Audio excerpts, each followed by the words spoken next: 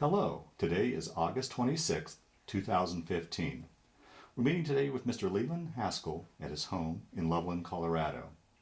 My name is Brad Hoops. I'm the interviewer for the Northern Colorado Veterans History Project.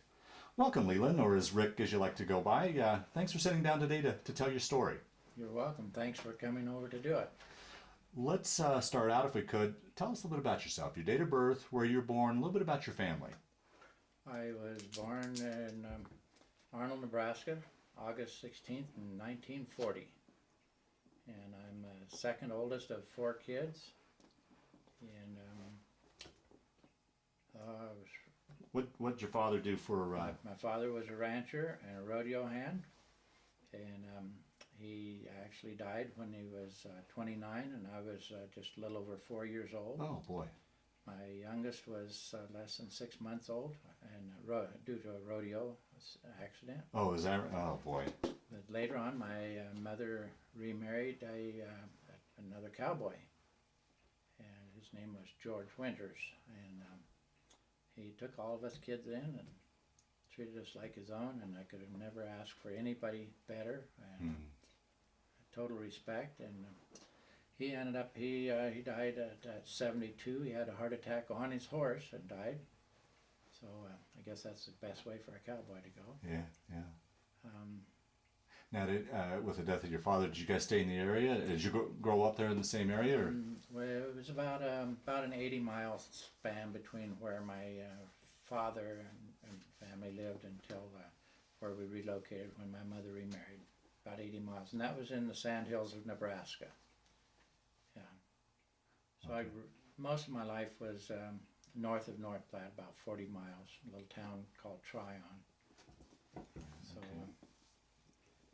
And you went through the school system there and, yes. and such? My first 8 grades were in a one-room school with eight grades. Is that right? They didn't offer kindergarten or preschool. In fact, my sister started first grade when she was 4 years old. Is that right? Yeah, so... And then I got out of the 8th grade and went to Tryon to a high school for 4 years. Okay. And take your story after getting out of high school. Out of high school, I was totally shocked. I got a scholarship for Nebraska State Trade School, and I chose auto mechanics, and so I learned a little bit there. And that was in Milford, Nebraska. And out of trade school, I went to work for a Chevrolet company called Matthews Chevrolet in Mullen, Nebraska. And worked there for a couple of years, and then went to a ranch and worked for 8 months or so, just biding my time until it was time to go to the Navy. Oh, so you got your draft notice then, or? No. It's curious you'd ask about that. I was actually in the Philippines. I'd been in the Navy for 2 years. Pulled into Olongapo, Philippines, and got my draft notice there. Oh, is that right? Yeah, the draft board was a little bit slow. So obviously you enlisted in the Navy. I did. I mean, I guess that begs the question. Here's a landlocked Nebraska boy. How did you come to choose that branch of service? Well, I was, I believe, 10 years old when my uncle Russell came home on leave from the Navy. And he was a captain in the Navy, and I guess I thought he looked cool in his uniform or something. I don't know, but I knew from then that I wanted to be a sailor. Is that right? Yeah. And so I did. Yeah. And so then enlisted after working a number, or give me the timeline of when you enlisted and went off to the Navy then. Well, I graduated from high school in '58, and I went to the Navy in October '61. Okay. Yeah. Okay. And where'd you take your boot camp? And Boot camp was in San Diego, and that was a 16-week boot camp then. And how was that? Here's going from civilian life to military life. Was that much of a transition for you? that was a big day. My folks and my little brother took me to the train depot in North Platte, and got on the train and went to Omaha. They did the physical for me. The guy slapped me on the back and said, "Welcome to the Marines." I said, "Marines? I'm not in the Marines." He said, "The hell you're not." I said, "The hell I am." He looked at it and said, "Oh, you're right." So they sent me over to another barracks, and I had to go through all that over again. And then I got it on an airplane and landed in San Diego, and then they picked us up with a military bus and took us to the boot camp area, and we all got off of there, and this little short shrimp called out and he said, "Haskell." I said, "Yeah, that's me." He said, "Where the hell did you ever get the name Leland?" I said, "Well, I was real young when I got it." He said, "I was too, and I've hated it ever since." Within minutes, he had me cleaning toilets because of my name. And he intentionally kept me about a week behind everybody else for several weeks.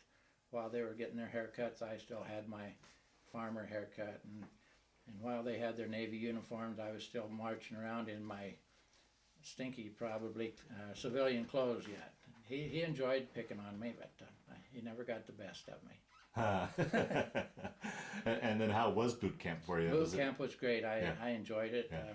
I made the best of all that and enjoyed it, and got out of boot camp and got assigned to a harbor tugboat, and that was great duty.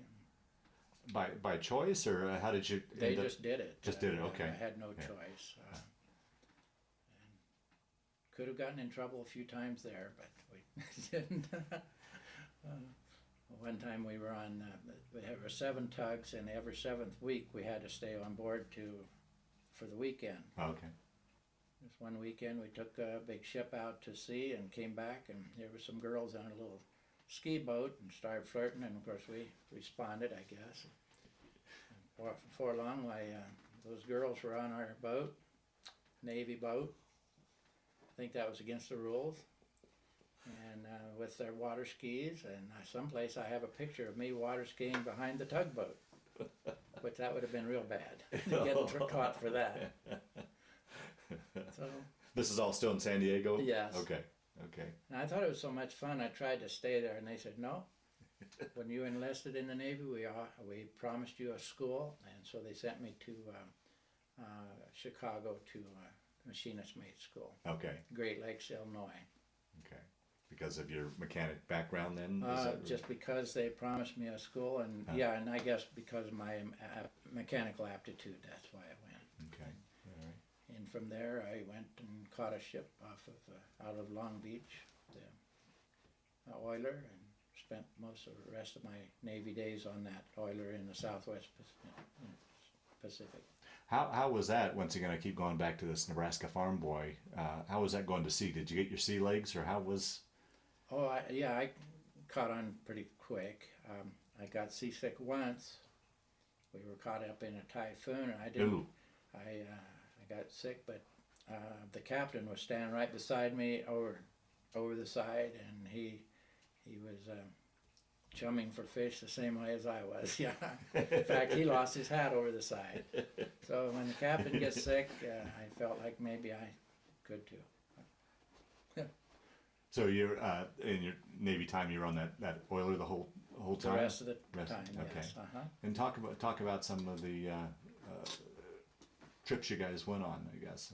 Oh, the first 2 tours to the Pacific, we had to stop in Hawaii. That was the port of entry, and somebody came aboard and actually inspected the ship for contraband or whatever, and then we all had to file past a table that was set up kind of like a bank teller, and we had to give all of our American money to them, and in turn they gave us what's called MPC, military payment currency. Looked a lot like monopoly money. Huh. And that's all we were allowed to spend any of the ports. And then when we came back from overseas, we had to stop and reverse that. Huh. Again, they inspected the ship and changed the money back. Yeah. And from Hawaii, we went to. I've been to Longapo, Philippines, and Manila, Philippines, and Sasebo, Japan, and Tokyo, Japan, and Hong Kong, and Singapore, Taiwan, and Malaysia. And there's another little island, and I might mispronounce it. Call it Pokendori Island. Most people have never heard of it. It was a seaplane tender where the seaplanes tied up. They would actually fly Vietnamese prisoners over to that island, and there was a prison there. Oh, wow. So we were there a few days refueling the seaplanes and the ship that serviced the tenders. So, so your time in Vietnam had flared up by when you were in? Yes. Yeah. Well, you had a 4-year enlistment, or? Yes. Okay. 4-year active and 2 years reserve. Okay. Okay. Yeah. And any of those tours, did you ever cross the equator? No, one time we were headed for Australia, and I don't remember what the mission was going to be, but then the got word that the USS Joy had been shot at and hit, and so they called us back to take care of business. And so we were right offshore of Vietnam. You could really? see it from the distance, but I never did actually land on it or put feet on it. Yeah. So, what was the purpose of an oiler? What was the general? We refueled all the ships. Refueled all the ships. Okay. Aircraft carriers, destroyers, cruisers, all of those. Boy, that's that always amazes me when you're alongside those ships and refueling. That whole process just seemed amazing to me. And I have videos of a lot of that. Is that right? Yeah. And videos of the carrier coming in, and before we got tied up to them, of the planes landing on the aircraft carrier with the bombs attached to them. Yeah, it's quite interesting. Wow. Yeah. Wow. Talk a little bit about what life was like on the ship. I mean, as far as your quarters and food and just general life there. Well, raised in a kind of a poor family in a poor area, we ate whatever was put in front of us and liked it anyway. Yeah. So I never had one complaint about Navy food. I hear people yet complaining about some of that, but I thought it was plenty of it and plenty good. The quarters, well, we were right off of the boiler room and after steering room, and typically it'd be about 118 or so degrees in our berthing compartment. Oh.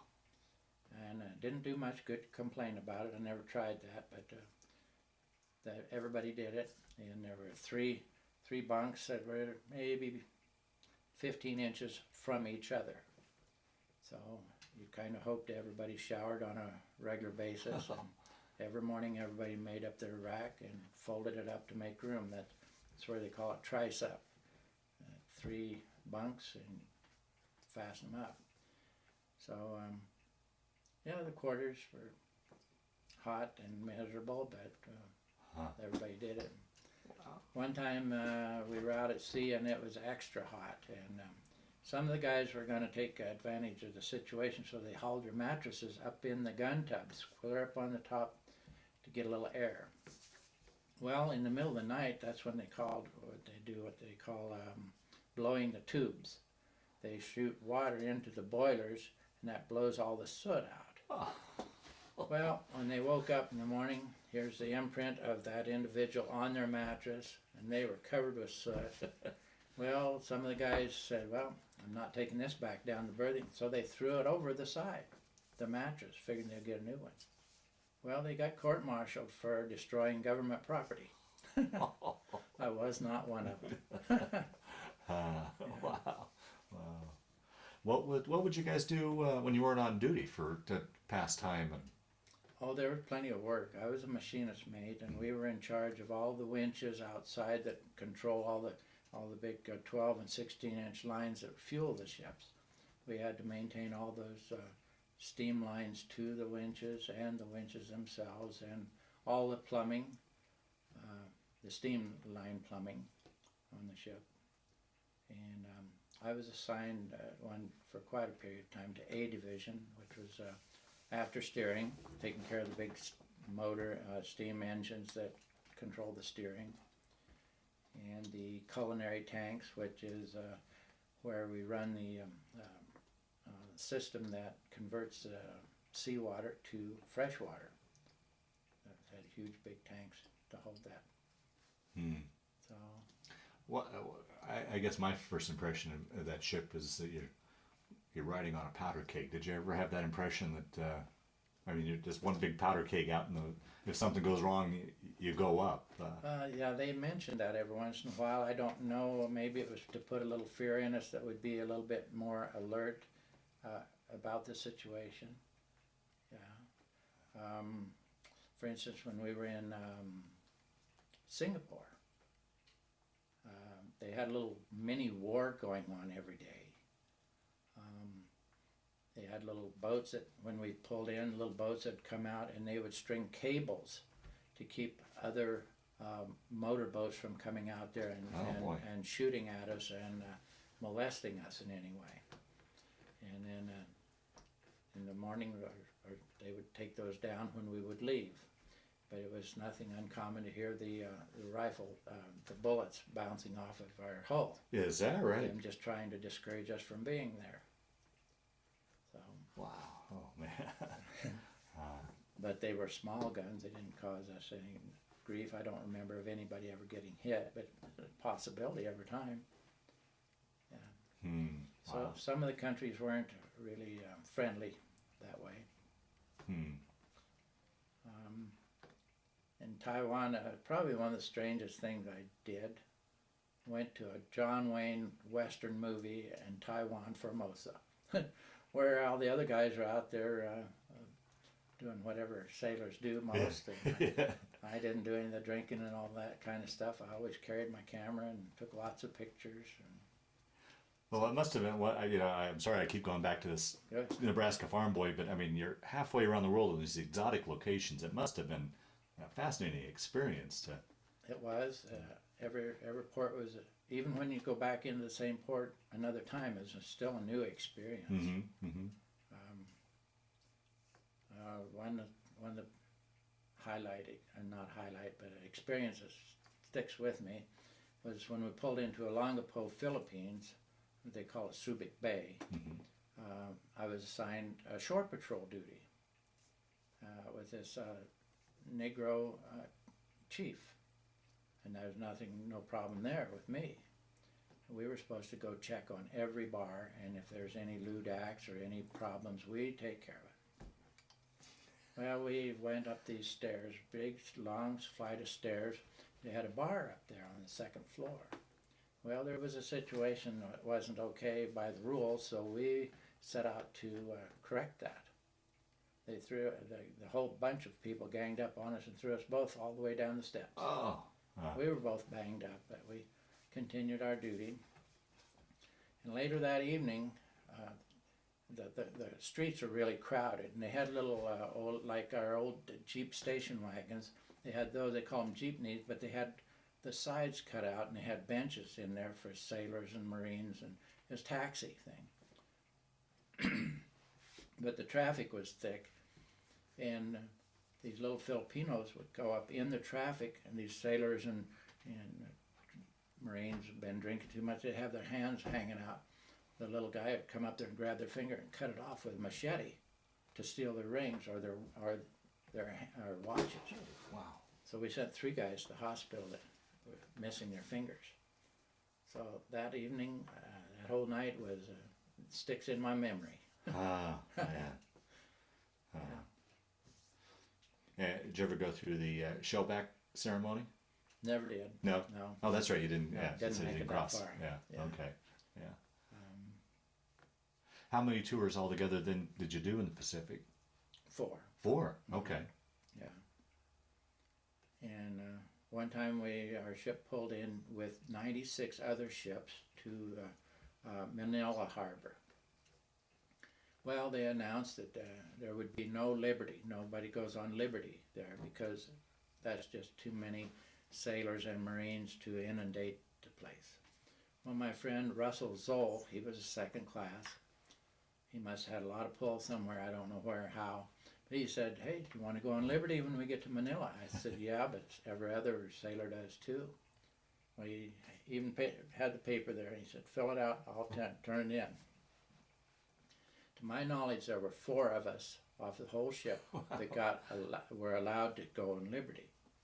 He had been stationed in Manila, and he knew a guy that owned the taxi company.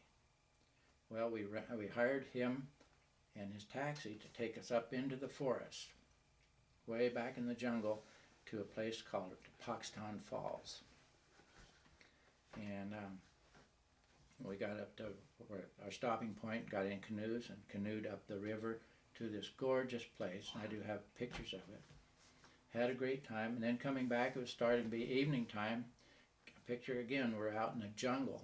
Here's this huge building made out of cement blocks. Well, it was a dance hall, bar kind of thing. Had girls' pictures all around the walls. If you wanted one, you choose that, and but none of us did, fortunately. And we're sitting at the table having a snack and some drinks, when suddenly our driver, he just looked like he had seen a ghost or something. We looked around. Yeah, here's some guys coming in, dressed in loincloths, paint all over their faces, basically naked, with spears and so forth. He said, we're in trouble. He said, I'm going to go up there and make a bad commotion, and you run for that door and don't look back, don't question it, run as hard as you can. Well, we took him serious, and that was a good thing. He did that just like in the Western movies. He throws a bottle or something, hits the mirrors and busts it. We run like we could, and here's spears sticking in this taxi as we're driving away. And someplace I have pictures of the holes where those spears were in there. Those were, I don't remember the name of the clan or what, headhunters. Oh. They were after us. And we got out. Wow. Pretty frightening to look back on it. Oh, man. Yeah. Wow. The situation, not quite that bizarre, happened in Hong Kong, too. We were going in, all the old sailors that were on this ship talked about Thieves' Market. Thieves' Market. Well, it sounded interesting to me and a few other guys. Well, 5 of us hired a cab to take us to Thieves' Market. It was out of bounds, which is bad rules anyway. And we get there and the cab stopped. It was just like, turn off the lights, everything got dark. Here's this bunch of people looking in the cab that actually covered the windows. We couldn't hardly see anything. Well, 3 of the 5 of us said, well, I'm not getting out here. I said, well, I didn't come this far to turn around. So, and the other guy said, well, I'm not going to let you go by yourself. So we go out, and everywhere we went, here's this bunch of people right behind us, close behind us. Well, we went into this music store. We don't know why. We go in there, and this guy is scared to death. He sees these guys outside. He's scared to death for our lives. And he said, well, I'm going to have my son bring a car around behind. And just like in the forest there, he said, run, get in it, and get out of here. Well, I bought a record from him, playing all the parts. And so he gave us the word his son is out there again. And this bunch of guys come running right through the store, right behind us, trying to catch us. Wow. Oh, I was a slow learner. The old farm kid again. Yeah, right? Opened my eyes to a lot of things. Right? Yeah, you bet. You bet. Yeah. Yeah. Well, now, you said you went in 61. That was right around the Cuban Missile Crisis. Were you on alert, or were you in the thick of that at all, or around in the service when that went down? And yeah, I was actually in Great Lakes, Illinois, in school, and they announced Bay of Pigs Cuban crisis thing, and shut off any leave or liberty that anybody wanted to take until this was over. Didn't bother me much because it was wintertime anyway in Chicago area, and I had plenty of studying to do. So. Yeah. And did you get, in that 4 years, did you get furloughs to get home? Did you get home at all? Yes, yeah. Okay. I think 3 times out of Okay. that. And I took every opportunity to go shopping and stuff, and I bought some motorcycles and some 5 sets of china and a bunch of stuff for friends and families. And for my parents' anniversary, one time we were going to be in Long Beach, and I sent them some money to drive out there, and I asked them to bring their pickup and leave the topper at home. I just paid for all the hotels and stuff. But I filled their pickup completely up with all kinds of stuff, not the motorcycle, but they hauled a whole truckload of stuff home that I'd bought from over there I'll be darned. Yeah. to share with people. Wow. So it was a good 4 years for you. Did you enjoy your stint? I did. Yeah. I enjoyed all of it. Yeah. Was there any thought at the end of going on and making it a career, or? There was, but I knew several guys in there that their marriages had fallen apart because of the distance and time. I said, well, I'm not a confirmed bachelor. It's not fair to a marriage or family to be thousands of miles away. So that was the driving force to get out. Yeah. So you got out and then went back to Nebraska then? Oh, just for a visit, basically. Yeah. But at that time I had a girlfriend that I'd seen some before from Nebraska, and she was out here in Greeley going to college.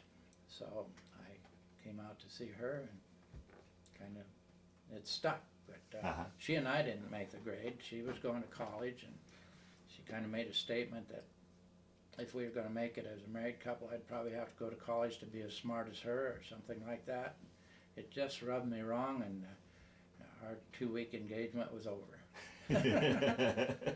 And we're still friends. We send Christmas cards, but went our merry way. Yeah. So you stayed out here. Take your story from there then. Yeah.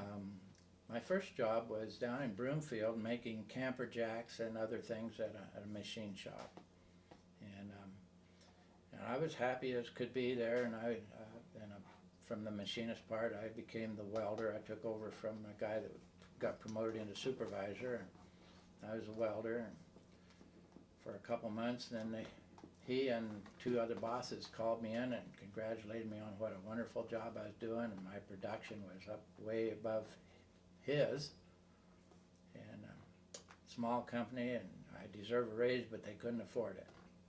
So I said, well then, this is my 2-week notice. I don't want to feel like I'm at the top already. Yeah. So I went and put in an application at this place called IBM.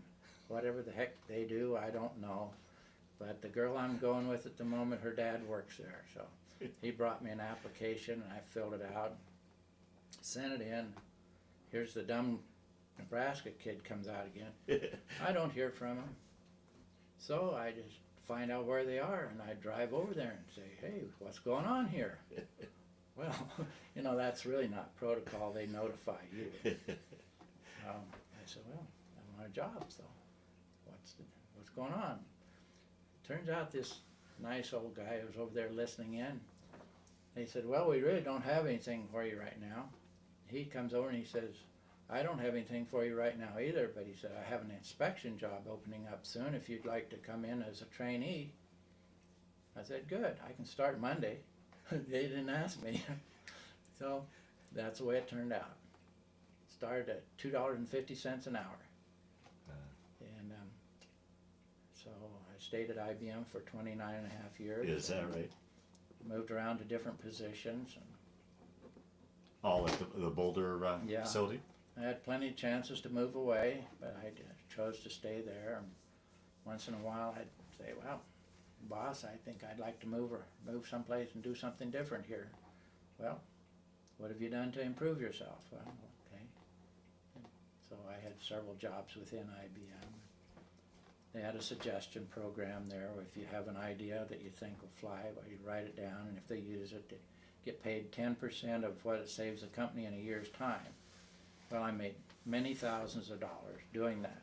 Wow. And one time they gave me, I think it was a $3,200 check. It was like 3 days before Christmas vacation. So they gave me these 2 days off besides, figuring I would be worthless with all the excitement anyway. So then they promoted me into research and development engineering. I think they did it so they wouldn't have to pay me suggestion money, because that was part of my job description. Okay. Yeah. So IBM was good to me all along. And I think I was good to them. So. Oh, good. Wonderful. 29 and a half years. So let's see, what day is this? This is the 26th. in 4 more days, it'll be my 25th anniversary of being unemployed. Retirement. Oh, good for you. Yeah. Yeah. Uh-huh. Yeah.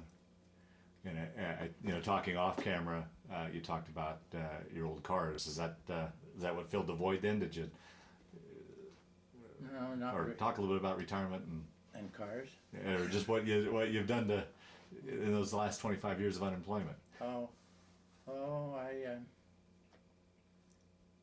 Yeah, cars has been a big thing. Yeah. I collect old classic cars and usually buy them in really nasty condition and look at it as a challenge to make them look new or better than new. And I've had 27 at one time. Wow. I'm selling off some now. I'm down to 18. And I do all the mechanical work, all the body work and paint work, and quite often make all my own upholstery as well. Wow. So, Huh. and some of them are really weird, and some of them are kind of exotic. I sold my Kaiser Darren, which is one of 435 ever made. And the door doesn't open up; it slides into the front fender. Huh. Sold it a couple years ago. Sold my just about 5 days ago. My 1953 Singer Roadster reached Los Angeles. A guy bought it for his dad. Yeah. So I still have some weird ones, some 3-wheelers, 35 Morgan and a 3-wheeler and a Messerschmitt, an Isetta and a Berkeley. And then I have some that most people have heard of, 56 Chevy convertible, Wow. 57 Thunderbirds Ah. and Model A's. And I have an Amphicar, car that goes into the water. So it's all been enjoyable. You say you're selling down. Do you still take on projects, or you? But if I find a project that I find challenging, I will probably buy it and do that. Uh-huh. Besides cars, I do wood carving and woodwork. I actually have what at that time anyway, in 1981, I carved what was supposedly the world's smallest wooden chain. Oh, really?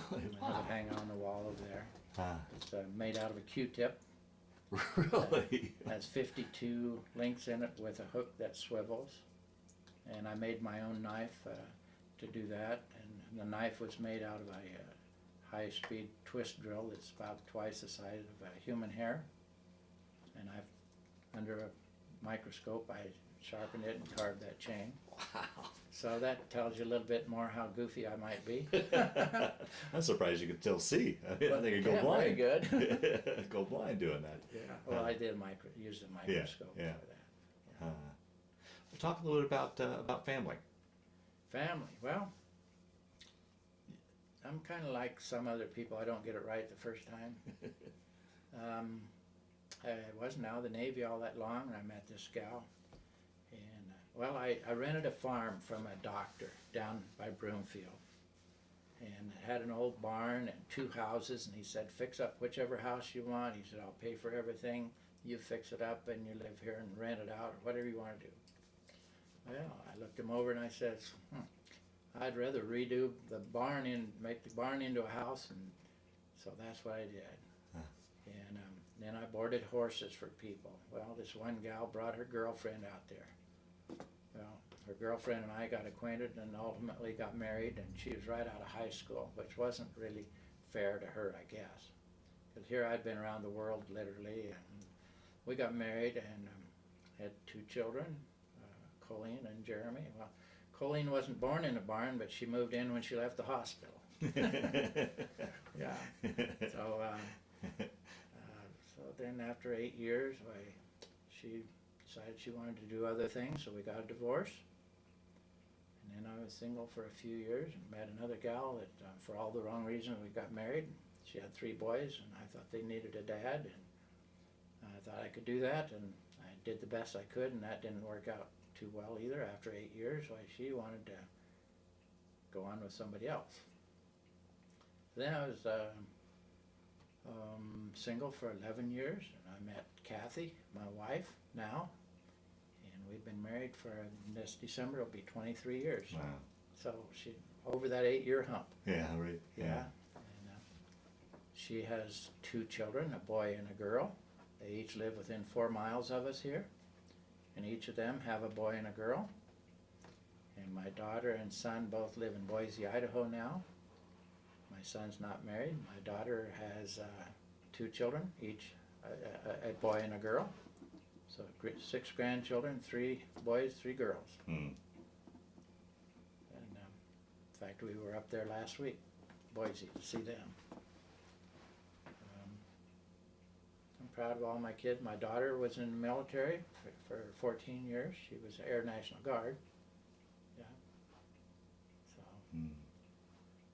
And Jeremy is a chef. And Lance is a trucking supervisor. And his wife works for the city of Windsor in the Parks Department. And my stepdaughter works for an attorney. And her husband, Chris, is, what is he? He's pretty high up in the Longmont Police Department. I want to say captain, but I think I know that's wrong. But anyway, I'm proud of all of them. Yeah. Yeah. Wow, wonderful. Yeah. Wonderful. Through the years, did you keep in touch with any of the guys you served with? Any sort of ship reunions, anything like that? I didn't for a long time, but 5 years ago, my wife and I went to Myrtle Beach, South Carolina, to a ship's reunion.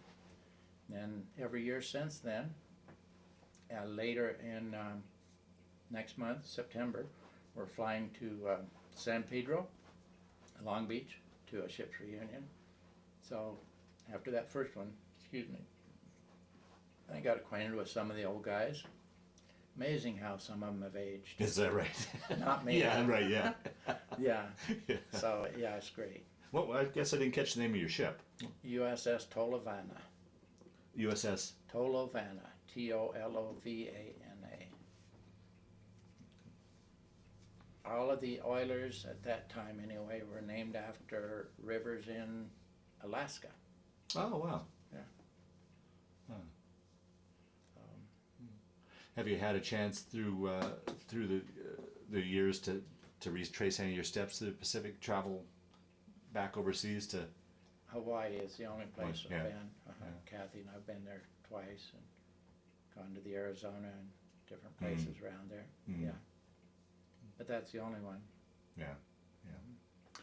Well, Rick, as we kind of wind down this interview, is there anything I didn't ask you that you wanted to talk about, or any of the stories that kind of floated to the top as we've been sitting here that you wanted to get out, so that ideally, I know we probably only got the tip of the iceberg of your story, but round it off as best we can, or do you think we did a fairly good job of capturing most of it? Nothing comes to mind to bring up at the moment, but that's how things go. I'll probably think of it after you're gone. Oh yeah, yeah, yeah.